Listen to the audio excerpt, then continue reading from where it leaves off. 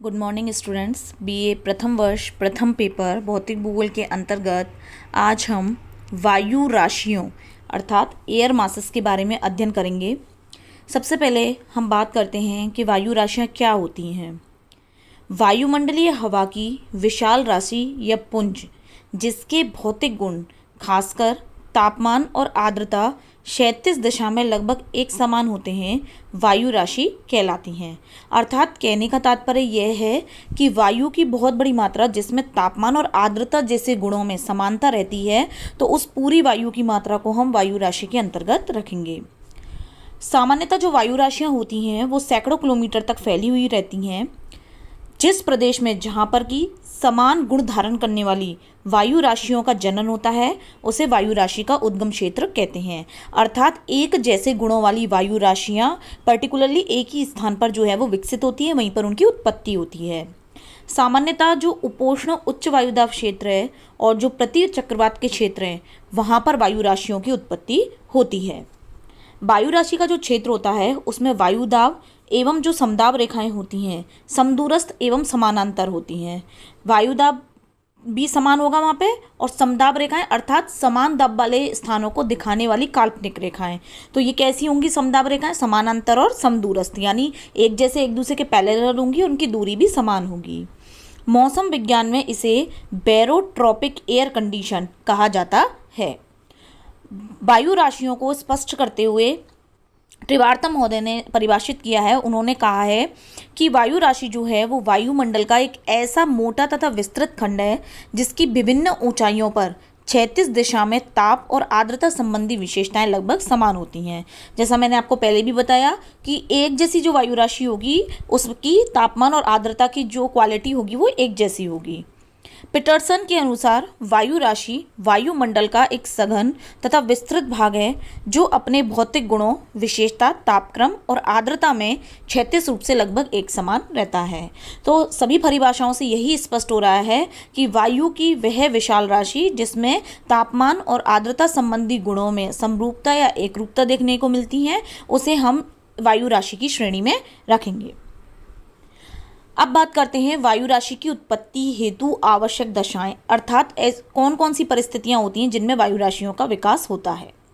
सबसे पहले तो वायु राशि के निर्माण के लिए एक विस्तृत क्षेत्र होना चाहिए जो कैसा हो, सममांगी हो, या तो पूरी तरह स्थलीय हो या पूरी तरह जलीय हो, जिससे कि वहाँ का जो तापमान और आर्द्रता की जैसी विशेषताएं वो एक जैसी होंगी। अगर जलीय होगा पूरा तो जलीय जैसी विशेषताएं होंगी, स्थलीय होगा तो पूरी स्थलीय विशेषताएं होंगी। अगर विषमांगी सतह होगी अर्थात आधी जलीय होगी आधी स्थलीय होगी तो फिर उसमें तापमान और आर्द्रता में भिन्नता आएगी। तो सबसे पहली चीज़ तो जो भी क्षेत्र होना चाहिए वो बड़ा होना चाहिए और एक समान होना चाहिए, या तो पूरा स्थलीय होना चाहिए या पूरा जलीय होना चाहिए। दूसरा, यदि वायु क्षैतिज दिशा में गतिशील हो तो गति अपसरण प्रकार की होनी चाहिए। अपसरण प्रकार की गति होने पर ही वायुमंडलीय स्थिरता उत्पन्न होती है। अर्थात वायु क्षैतिज रूप में चल रही है, लंबवत नहीं चल रही है, तो उनमें वायु में क्या होना चाहिए? अपसरण होना चाहिए, अभिसरण नहीं होना चाहिए। वायुमंडलीय दशाओं में लंबे समय तक स्थिरता होनी चाहिए। इससे वायु धरातलीय विशेषताओं को ग्रहण करने में समर्थ हो जाती है। अर्थात चाहे वहाँ पे वर्षा है या बादलों का बनना है, इस तरह की घटनाएं जो होती हैं वो कम होनी चाहिए, मतलब वहाँ पे स्थिरता रहनी चाहिए जिससे कि वायु राशियाँ आसानी से विकसित हो सकें। वायु राशि की उत्पत्ति के क्षेत्र कौन कौन से हैं? जैसा कि मैंने आपको पहले भी बताया कि जिन क्षेत्रों में वायु राशि की उत्पत्ति होती है उन्हें वायु राशि के उद्गम क्षेत्र कहते हैं। इन क्षेत्रों में तापमान और आर्द्रता जैसी विशेषताएं समान होनी चाहिए। इनमें वायु दाब जो रहता है इन क्षेत्रों में वो हमेशा उच्च रहता है। वायु जो होती है वो केंद्र में नीचे की ओर उतरने या बैठने की प्रवृत्ति रखती है।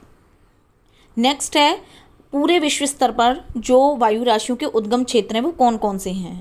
पहला है ध्रुवीय महाद्वीपीय क्षेत्र, दूसरा ध्रुवीय महासागरीय क्षेत्र, महाद्वीपीय उष्णकटिबंधीय क्षेत्र, महासागरीय उष्णकटिबंधीय क्षेत्र, महासागरीय भूमध्य रेखीय क्षेत्र और मानसूनी उत्पत्ति क्षेत्र। ये विश्व के प्रमुख वे क्षेत्र हैं जहाँ पर मेनली वायु राशियों का उद्गम होता है। वायु राशि की क्या क्या विशेषताएं होती हैं? छोटे क्वेश्चनों में कई बार पूछा जाता है कि वायु राशि की विशेषताएं स्पष्ट कीजिए।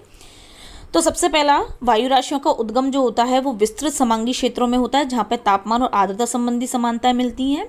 वायु राशियाँ अपनी उत्पत्ति के स्थान से गतिशील रहती हैं, अर्थात जहाँ पर इनकी उत्पत्ति होती है वहाँ से फिर ये अन्यत्र स्थानों पर चलती रहती हैं। वायु राशियाँ अपने मार्ग के मौसम को प्रभावित करती है। गर्म वायु राशि होगी तो वहाँ का जो टेम्परेचर होगा वो बढ़ जाएगा, ठंडी वायु राशि होगी तो उसके रास्ते में जो स्थान आएगा वहाँ का टेम्परेचर घट जाएगा। उत्पत्ति क्षेत्र से दूर जाने पर वायु राशि के जो मूल गुण होते हैं उनमें भी परिवर्तन होता है, क्योंकि जब वो दूसरे स्थान पर जाती हैं तो वहाँ का जो एटमॉस्फेयर होता है वहाँ से धीरे धीरे वो प्रभावित होना स्टार्ट हो जाती हैं। दो विपरीत स्वभाव की वायु राशियों के मिलने पर वाताग्र का निर्माण होता है, अर्थात अगर किसी भी क्षेत्र में ठंडी और गर्म दोनों प्रकार की वायु राशियाँ आपस में मिल जाती हैं तो फिर वहाँ क्या बनते हैं, वाताग्र बनते हैं।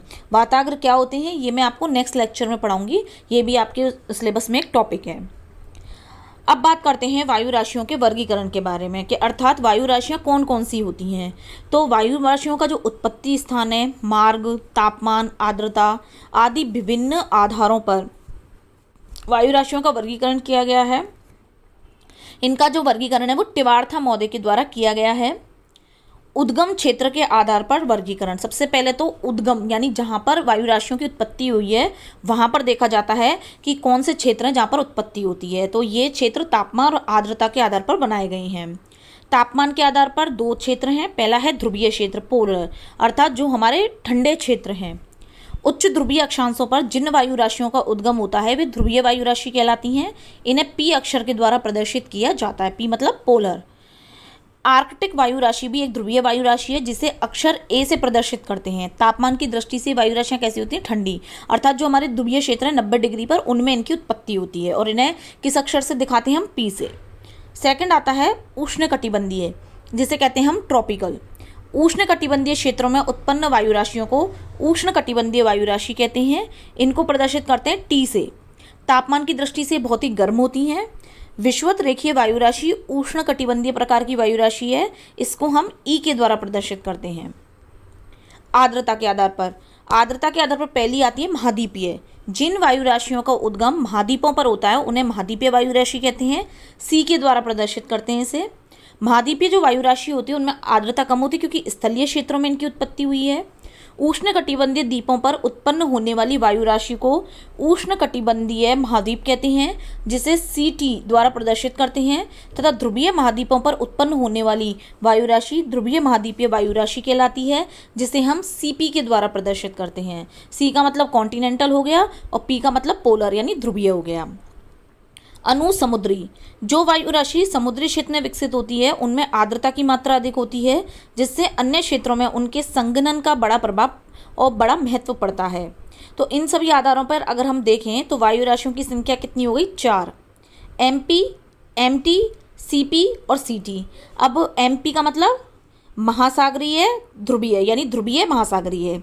एमटी का मतलब हो गया उष्णकटिबंधीय महासागरीय। सीपी का मतलब हो गया महाद्वीपीय ध्रुवीय और सीटी का मतलब हो गया उष्णकटिबंधीय महाद्वीपीय। तो इस तरीके से 4 प्रकार की वायु राशियाँ तापमान और आर्द्रता के आधार पर हुई। अब है वायु राशि के मार्ग के आधार पर। अपने उत्पत्ति स्थान से जब अन्यत्र या दूसरे स्थान पर वायु राशि गतिशील होती है तो उनके जो मूल गण होते हैं गुणों में उनमें परिवर्तन हो जाता है। तो इसके आधार पर वायु राशि सबसे पहला जो परिवर्तन होता है वो है ऊष्मागतिक परिवर्तन। जब कोई वायु राशि ठंडे क्षेत्रों में उत्पन्न होकर गर्म क्षेत्रों की ओर गतिशील होती है तो उसे हम ठंडी वायु राशि कहते हैं। इस वायु राशि को कैपिटल के अक्षर के द्वारा प्रदर्शित किया जाता है।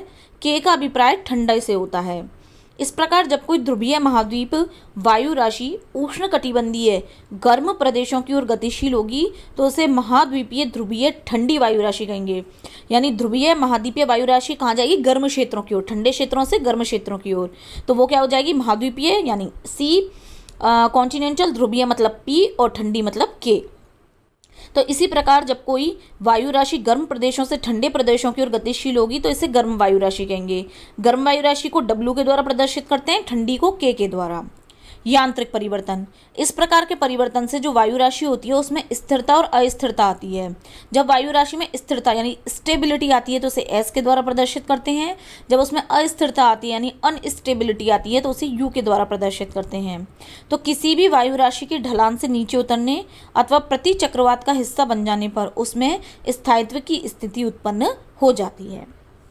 तो इन इतने सब आधारों पर हमने पढ़ा, ध्रुवीय, महाद्वीपीय, महासागरीय, उष्णकटिबंधीय, ठंडी, गर्म, तो और स्थिर और अस्थिर। तो इन सभी आधारों पर जो वायु राशियाँ हैं उनके और भी कई प्रकार निकल करके हमारे सामने आते हैं। जब इसके वर्गीकरण को हम क्लियरली पढ़ने की कोशिश करते हैं तो सबसे पहले दो तरह की वायु राशि हो गई, टी यानी उष्णकटिबंधीय, पी यानी ध्रुवीय। टी से भी हमारी दो बनी, सी टी यानी कि उष्णकटिबंधीय महाद्वीपीय और उष्णकटिबंधीय महासागरीय, और ध्रुवीय से बनी ध्रुवीय महाद्वीपीय और ध्रुवीय महासागरीय। फिर जब हम इसको आगे और समझने की कोशिश करते हैं तो CTW का मतलब हो गया उष्णकटिबंधीय महाद्वीपीय गर्म वायु राशि। फिर आ जाती है CTK, ये हो गई उष्णकटिबंधीय, उसके बाद में आपकी महाद्वीपीय ठंडी वायु राशि। MT से भी दो बनी, MTW और MTK। तो इस तरीके से जो वायु राशियां हैं वो अलग अलग स्वभाव और अलग अलग तथ्यों के आधार पर अलग अलग रूपों में हमारे सामने आती हैं।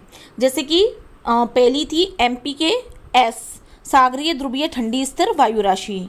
MPKU, ये हो गई सागरीय ध्रुवीय ठंडी अस्थिर वायु राशि। यानी आपको इनको याद रखने के लिए जो इंग्लिश में इनके मीनिंग्स हैं, यानी जैसे M का मतलब क्या है, P का मतलब क्या है, K का मतलब क्या है और S का मतलब क्या है, ये आपको याद रखना पड़ेगा।